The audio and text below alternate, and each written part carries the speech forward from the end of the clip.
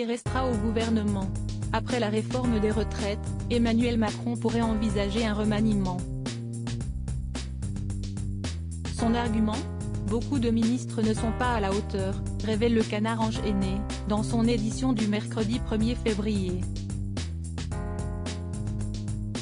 Parmi les ministres jugés faibles en passe d'être remplacés, François Braun, ministre de la Santé, Jean-Christophe Combe, ministre des Solidarités, de l'Autonomie et des Personnes handicapées, Pap Ndiaye, ministre de l'Éducation, et peut-être même Rima Abdul Malak, ministre de la Culture. Aux yeux du président de la République, rares seraient ceux qui réussissent à trouver grâce, notent nos confrères. Bruno Le Maire, Gérald Darmanin, Sébastien Lecornu, Gabriel Attal, Stanislas Guerini ou encore Éric Dupond-Moretti ainsi qu'Agnès Pannier-Runacher et qu'Olivia Grégoire devraient, en cas de remaniement, garder leur place.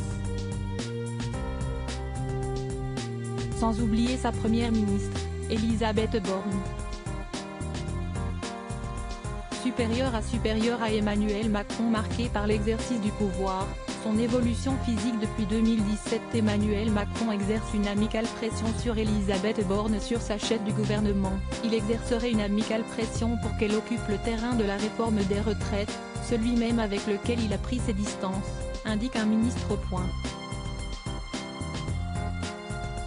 Si est-il lui qui lui a demandé de clarifier ce qui était tangible et ce qui ne l'était pas dans la réforme, ajoute cette même source.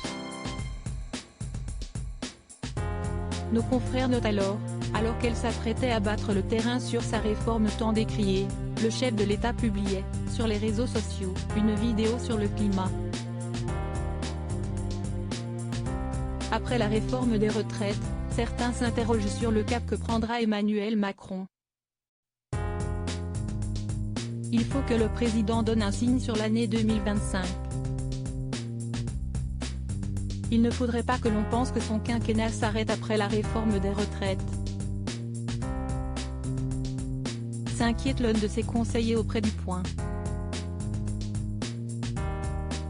Mais un proche s'agace, Macron rien dans le ciboulot comme idée pour l'après-retraite. Il pense toujours qu'il va réussir à nous sortir un lapin de son chapeau, mais quand on lui demande ce qu'il veut faire de la France, il n'en sait rien. Crédit photo, Stéphane Le Mouton.